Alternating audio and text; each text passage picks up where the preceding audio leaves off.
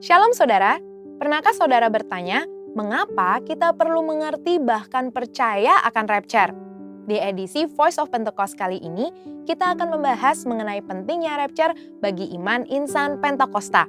Rapture atau pengangkatan orang percaya adalah peristiwa di mana Tuhan Yesus turun menjemput orang-orang percaya dan membawa mereka ke surga seperti difirmankan dalam 1 Tesalonika 4 ayat 16-17. Maka Tuhan sendiri akan turun dari sorga dan mereka yang mati dalam Kristus akan lebih dulu bangkit. Sesudah itu, kita yang hidup, yang masih tinggal, akan diangkat bersama-sama dengan mereka dalam awan menyongsong Tuhan di angkasa.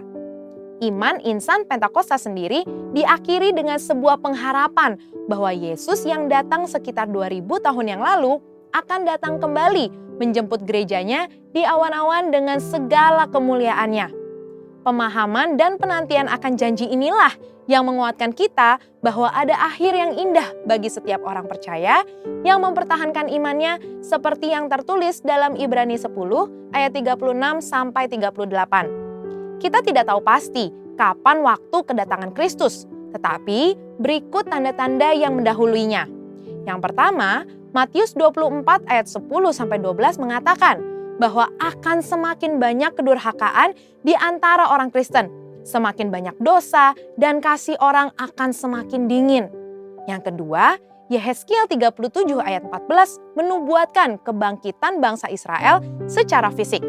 Dan yang ketiga, orang-orang yang tidak mengenal Tuhan akan hidup seperti di zaman Nuh, yaitu kawin mengawinkan, hidup dalam pesta pora, dan tidak takut akan Allah, seperti ada tertulis di Matius 24 ayat 37-39.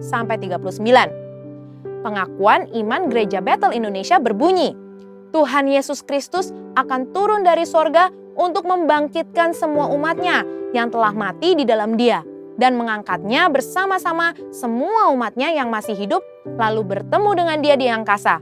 Kemudian Ia akan datang kembali bersama orang kudusnya untuk mendirikan kerajaan 1000 tahun di bumi ini.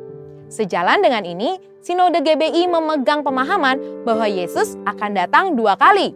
Yang pertama, untuk mengangkat orang-orang percaya yang masih hidup dan yang sudah mati. Dan yang kedua, untuk datang kembali memerintah selama 1000 tahun di bumi ini. Di antara 2 kedatangan ini, akan ada masa tribulasi atau kesusahan besar yang dijelaskan melalui penglihatan Yohanes lewat 7 materai, 7 sangkakala, dan 7 cawan murka Allah yang digambarkan dalam kitab Wahyu.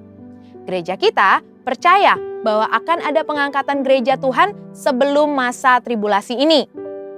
Beberapa hal penting yang harus kita tahu sebelum masa itu tiba adalah, yang pertama, Tuhan Yesus akan mulai menghakimi pada hari-hari terakhir, dimulai dari gerejanya sampai kepada bangsa-bangsa di dunia.